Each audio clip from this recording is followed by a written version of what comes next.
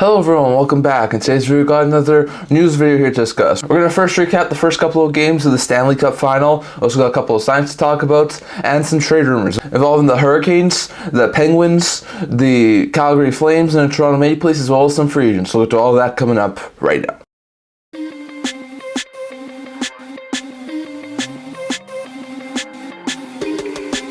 Hello everyone, welcome back to another video here at the Internet Hockey Channel. Before I get into the video, don't forget to like this video and subscribe down below. Thank you all for your support and able to stuff you guys. So if you haven't already, don't forget to subscribe button down below and don't forget to leave a comment down in the comment section below so I'll discuss today's video. Now, as usual, we're going to start this video off by looking at the first two games of the Stanley Cup final. It's been really entertaining. If you guys have been watching it, you guys know what it means. It's been really good back and forth action. So it started back over on Saturday a couple of days ago in Florida. The Florida's going to be hosting the first two games.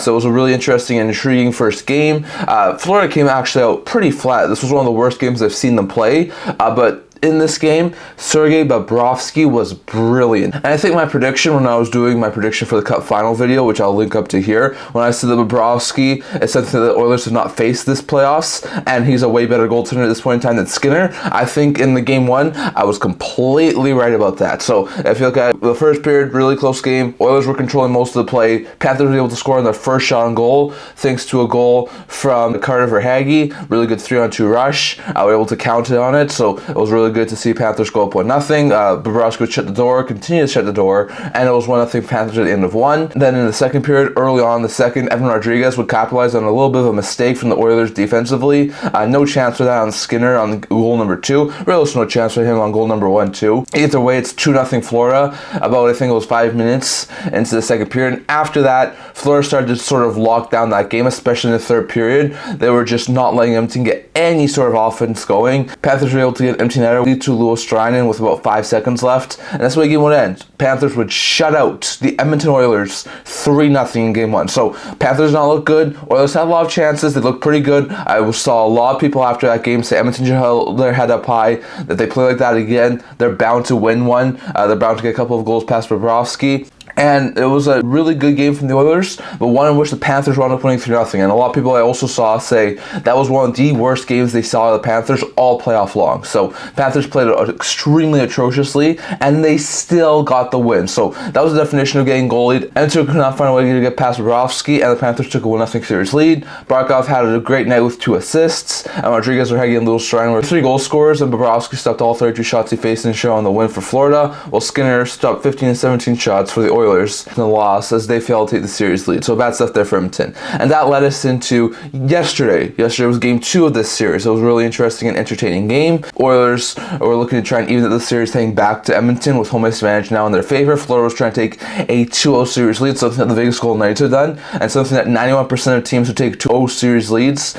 in the Stanley Cup final wind up winning. Basically a must-win there for Edmonton, and it was one where Florida wins. It looks like they're in a pretty good position to win the Stanley Cup this year. Starting out, it was a pretty good start there for the Florida Panthers. They're out shooting Edmonton early on, getting chance after chance after chance, but it was the flip of the script from the first game. They were out shooting, out chancing Edmonton, but Matthias Ekholm will get a goal, 4-on-4 action, was able to put 5-hole through Bobrovsky, which was something you don't usually see Bobrovsky let in. It was a really bad goal. Also the first shot of the game for Edmonton, they were able to get up 1-0. And even though there was a couple of penalties for both sides and each team had their chances, especially in Florida, it was 1-0 Edmonton going into the second period, so that was a really good first from Edmonton, but then you could see the wheels start to turn in Florida's favor, and as much as Edmonton was able to get shot on goal, and they never broke down, I wouldn't say Edmonton broke down in this game, but Florida was just relentless. At some point in the second period, Anton Lundell was able to get a pass to Nico Mikkola, who let a really good shot go to tie this game up at 1, and that's why we went to the third period in a 1-1 tie. And then early on in the third period, Evan Rodriguez would intercept a pass from Evan Bouchard after he shot the puck, would shoot it again. Skinner wasn't ready for it. He shot, he scored. Rodriguez put the Panthers up 2-1. And at that point, I think a lot of people were thinking the Oilers are not going to be able to come back from this. Panthers play extremely well with a lead. With about, I think it was 8 or 7 minutes left in the game, the Panthers will get a power play goal from Evan Rodriguez. Beautiful play from Anton Lundell to get it to Rodriguez, who tipped it home. That also ends the Edmonton Oilers' 34 straight penalty kill streak. So that's now gone. Panthers and the Canucks are the only 2 teams to have now beaten the Oilers penalty kill kill unit, so that's fantastic for the Panthers to get some mojo going on the power play. The Oilers were pulled their goalie. They had a couple of power plays late with about 5:53 left, pulled the goalie, had a 5-on-3, had a 6-on-4 power plays, and they could not find any offense. And I think with about 2.5 minutes left, Aaron Ekblad would score an empty net goal. He was fantastic last night, and that sealed the deal. Panthers win 4-1 over the Edmonton Oilers to take a 2-0 series lead.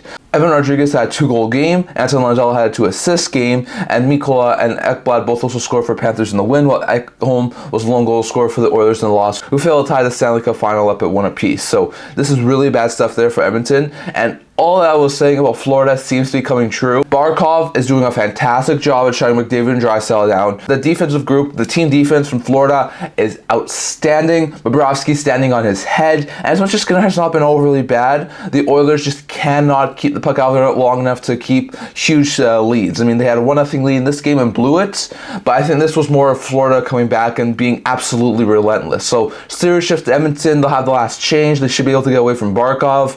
Barkov and Nurse both went down with injuries in this game, so we'll have to wait and see if they're going to be able to be healthy in the next couple of days. But still, this was a really entertaining game. Both these games were in Florida and it'll be interesting to see, is this going to be going back to Florida for Game 5 with a 2-2 series, with Edmonton winning both in Florida? Is Florida going to be a win away from the Cup final if they split the two in Edmonton? Or are we even going to be heading back to Florida in Game 5? Can the Panthers actually sweep the Oilers in the Cup final? We'll have to wait and see, but next game is going to be going on Thursday, so that's going to be an interesting game that's going to be happening over the next couple of days. So lots of interesting stuff there. But just a quick recap on the Cup final. The Panthers are currently leading 2-0, and they're 2 wins away from their first ever Stanley Cup. Next, going over to a couple of signings from our past couple of days. There are only 2 signings since we last talked about this, and I think it was Thursday, so not too much to talk about here. Both signings were with the St. Louis Blues. They have extended AHL center Matthias Laferriere, who was a RFA, to a 1-year contract extension with a view of $775,000 that'll begin at the start of next year. Laferriere has been playing over in the AHL the past couple of years. Last year had 9 goals and 26 points in 50 games over in the AHL. This year had 7 goals and 25 points in 68 games, so a little bit of a down year, but still looks like it could be a really good AHL player and even call-up option for the Blues, so it's a pretty good sign there. Cheap 1-year deal, and I think it's a pretty good sign there for St. Louis to get him under contract. And then the other signing was the St. Louis Blues again. The Blues have signed a player in the AHL who plays goalie, and that's Guentzel and Ellis. Ellis got a 1-year contract extension with the AV of $775,000 that'll begin at the start of next year. Now, Ellis has also been playing over in the AHL, ECHL over the past couple of years. Last year, played his entire season in the ECHL, put up a .88 save percentage and a 3.46 GAA in 27 games. This year, split time between the AHL and the ECHL, and the ECHL had 2.45 GAA and a 9.23 save percentage in 21 games. And the AHL level, he had 2.89 GAA and a 924 save percentage in 16 games. Looks like he could be eventually a solid third stringer / backup, maybe eventually for the St. Louis Blues. So that's a fantastic signing for the Blues to get Ellis signed to add some more depth to the goaltending position. But those are the only 2 signings from our past couple of days. Ellis signs in St. Louis a 1-year extension. Laferriere signs in St. Louis a 1-year extension, and both are going to be interesting to note there for the St. Louis Blues, as they're going to be solid call-up options for next year. So some interesting stuff there. And lastly, going over to the trade rumors from our past couple of days. Now, there are a ton of rumors going around right now surrounding the trade market and the free agent market, so we're just going to do a couple of quick rumors here. We're going to start with the free agent market. According to a couple of recent reports from Elliot Friedman, he says that Jonathan Marchessault and the Vegas Golden Knights are starting to talk contract extension. He doesn't know how far it's gone. He doesn't know if the Golden Knights are even close to signing him, but he does think that the contract talks have at least started. So that's really good news. It sounds like Marchessault really does want to stay in Vegas. If the Golden Knights can make something work cap-wise, I think they would love to keep him too. So it will be interesting to see, but that's really good news because there was a lot of talk recently, I think about a week and a half ago, that Marchessault was upset and frustrated that he wasn't having contract negotiations with the Golden Knights. So good to see that that's happening. On top of that, Elliot Friedman on the 32 Thoughts podcast, I think it was on Sunday, was talking about the Vancouver Canucks, and he says that a couple of things mentioning Nikita Zadorov and Elias Lindholm. One, the Canucks are willing to sign Elias Lindholm to a 7 7x7 deal, $7 million times 7 years. It was just his speculation. He's just not sure if it's exactly what the Canucks are doing, but he says he wouldn't be overly surprised if they would be willing to pay him 7 times 7. He just doesn't think that's still going to cut it for Lindholm, and it sounds like some reports, I'm not exactly sure if they're true or not, have come out and said that Lindholm's rejected that offer. So, I mean, he rejected an offer, I think it was like an 8-year times $8.5 million deal from Calgary. He's rejecting a 7 times 7 deal from Vancouver. It seems like he thinks he can get upwards of $9 million on the open market. And a team like Boston, who is in desperate need of centers, may be willing to pay him something like that. So I know that $7 million is a lot of money, and it's a little bit surprising he's turning this down. He didn't have an overly fantastic season except for the playoffs, but I still think there's a possibility he can get more than $7 million on the open market, so it's not too surprising. Meanwhile, when it comes to Nikita Zadorov, Elliot Friedman does think that he'd be open to taking a discount to stay in Vancouver. Now, he didn't say how much of a discount. It sounds like he still wants $6 million on the open market, so would that be like 5.75 to stay in Vancouver? Would that be somewhere closer to $5 million?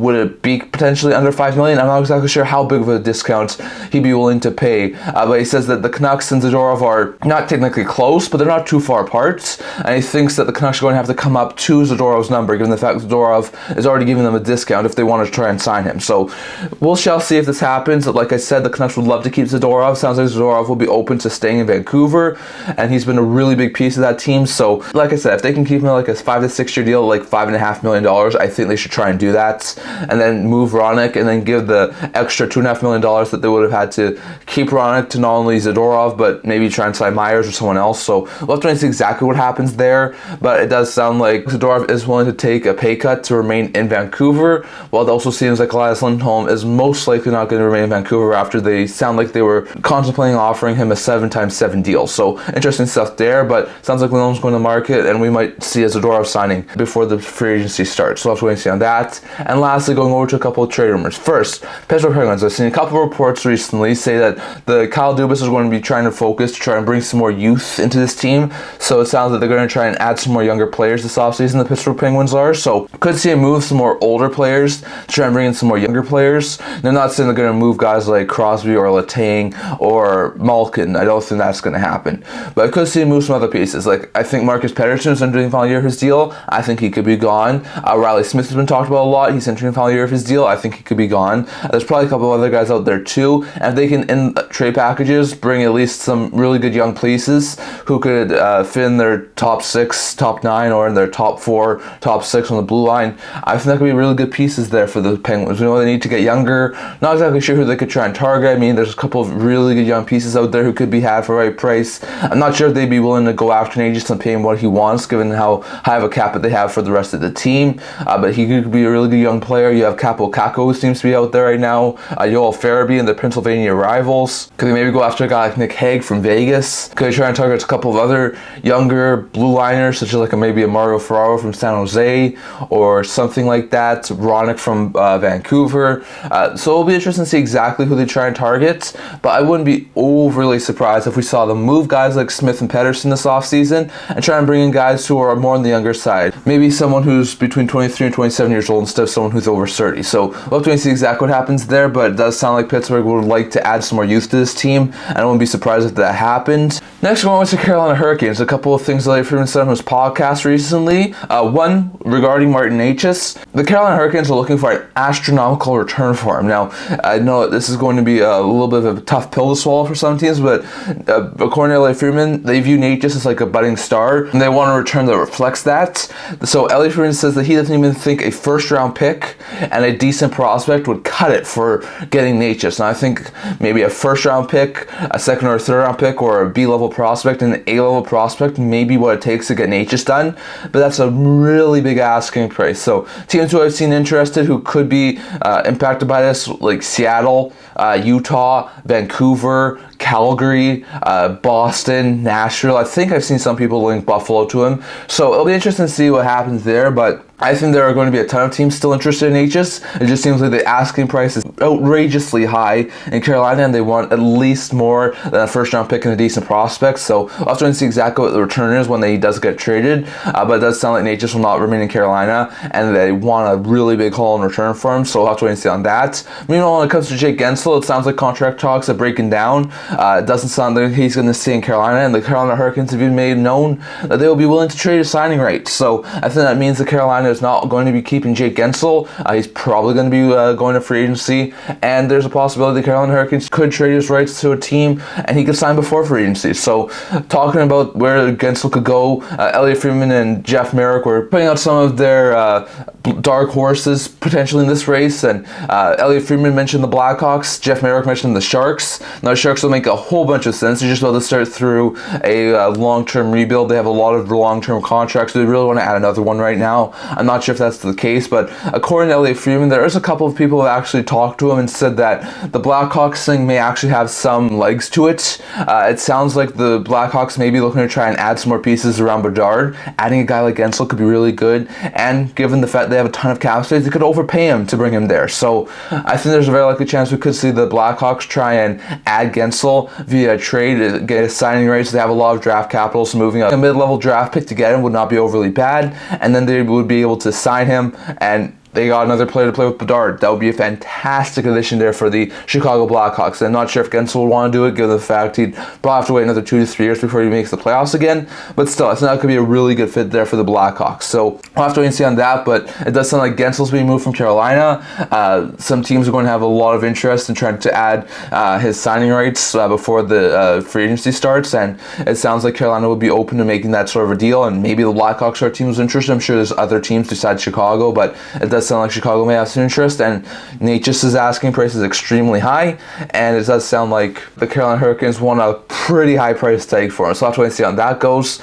Going over to the Calgary Flames, also on the 30 Thoughts podcast recently, Elliot Friedman was talking about Jacob Markstrom, and he mentioned that Markstrom is indeed out there, and the Calgary Flames are shopping him, and it's starting to sound like there's a very likely chance he's not back in Calgary next year. Now, 3 teams he mentioned that are heavily in on Markstrom right now are the Devils, Senators, and Maple Leafs. Now, for the Devils, makes complete sense. I mean, they had lots of trade talks around the trade deadline around Markstrom. It sounded like the Devils really wanted him. At first, the Flames were willing to make some sort of a move. It sounded like it got rejected either because of retention or just something like that, and then when they revisited it, it sounded like Calgary did not want to move him because they were playing so well at that point in time, and Markstrom was the key factor of that. So it really did hurt New Jersey. They had to go in the direction of getting Jake Allen for the time being to try and improve their season. Meanwhile, for the Calgary Flames, it sort of seemed to piss Markstrom off because he was asked to waive, then the deal fell through, and then he never got traded. So it sounds like Markstrom really does want to move out, and he doesn't want to be with the Flames anymore, and it sounds like he will get dealt at some point this offseason. So it seems like the Devils are probably the frontrunners at this point, really want to get him back. So I think the Devils may be the team to land here. But the 2 Ontario teams seem to also have some pretty good interest. Senators would really like to get him. According to Elliot Friedman, they're in on almost every goaltender right now. They would love to make a big splash in the goaltending side of things to try and improve their goaltending situation. So look for Ottawa to be linked to guys like Markstrom, as well as guys like Ullmark and Saros, maybe Gibson too, so I'll have to wait on that. Meanwhile, for the Maple Leafs, it's a little bit less likely I think that he goes to Toronto, just given the fact I don't think Toronto has the assets that teams like Ottawa and New Jersey have to pull off a deal. But we know that Brad Treliving signed Markstrom to his deal on Calgary. He's now a GM of Toronto. Would probably love to have him. We know that the Leafs would like to add some more in the net. That could be a really good fit there for Toronto. So I'm not sure they have the assets to pull it off, but it does seem like Toronto does have some major interest in trying to add Markstrom. So we'll have to wait and see exactly what happens there. But that's really interesting news in my opinion. It sounds like Markstrom will get moved, and Jersey, Ottawa, and Toronto are the main teams that have been linked to him right now. And lastly, going over to the Toronto Maple Leafs. Now, talking about the Leafs and goaltending first, a couple of quick updates here for the Leafs. First, it sounds like them and Laurent Brossoit have mutual interest. So if the Leafs aren't able to go out and get one of those big-time goaltenders like a Markstrom or Saros or an Ullmark, Then expect him to go in free agency and maybe consider getting Brossoit.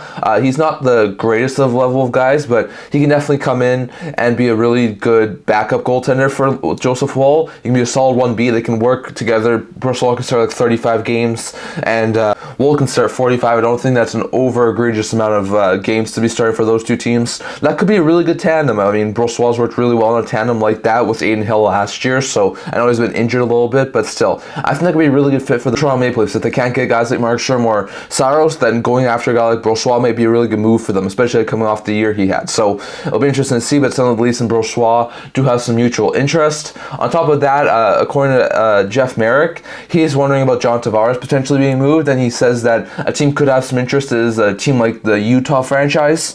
They may have a lot of really good interest in Tavares. They have an older group. I've talked about this before. They could use some more veterans on that team, so Tavares might be a really interesting piece. They also have the cap space to make his $11 million cap hit work. So Jeff Merrick seems to be talking to someone who thinks that Tavares to Utah might be something that could happen. Now, I'm not saying it's a guarantee. Tavares is definitely nowhere close to waiving his no movement clause at this point in time, and I'm not sure if he would waive to move to Utah. We know the Leafs are looking to try and shake up the core forward, and if they can't move Marner, maybe they move Tavares, maybe Utah's a landing spot. Who knows? But it does sound like, according to Jeff Merrick's source, that maybe a guy who could be in on Tavares is the Utah franchise. And lastly, going over to Mitch Marner, according to a lot of reports I've seen, the Leafs will not go to Mitch Marner to ask him to waive his no movement clause until they have a really good trade offer. I know that Marner's agent has said that he wants to play out the final year of his contract, but it sounds like there's still a lot of people out there who think Marner will possibly get dealt. And it sounds like until the Leafs get a really good asking price that they view is really good, it's sort of like the Markstrom thing last year. They were not going to go to Markstrom until they had a trade offer that they really did like. And once they did, they went to Markstrom and he waived to go to New Jersey before that deal fell through. So I expect some sort of a similar thing to happen here with Toronto. If they're able to get a really good offer from a team, they'll ask Marner to waive his no movement clause. If they don't, then they don't ask him. And on top of that, I've also seen Frank Saravalli say recently that he believes that the Leafs will try and maybe sort of convince Marner to waive his no movement clause, even if he's willing to keep playing the final year of his deal in Toronto, and they'll sort of try and push him to waive his no movement clause. So it'll be interesting to see how that situation works out. I do still think that one of the core four members is gone. I still think that most likely it will be Marner, but it does seem like Marner's more inclined to stay in Toronto at this point in time. So we'll have to wait and see if they wind up getting moved or not, but that's going to be an interesting situation to watch out for. So that's what we're talking about for today. I'd love to hear your guys' thoughts on all this down in the comment section below. What do you think about the Leafs? Could they add Brossoit if they don't get one of those Big Ten goaltenders? And if they move Tavares, could Utah be a team who has interest? And do they wind up moving Marner? What do you think about Markstrom? Does he get moved? And if so, who gets him? Jersey, Ottawa, or Toronto? Or is there someone else?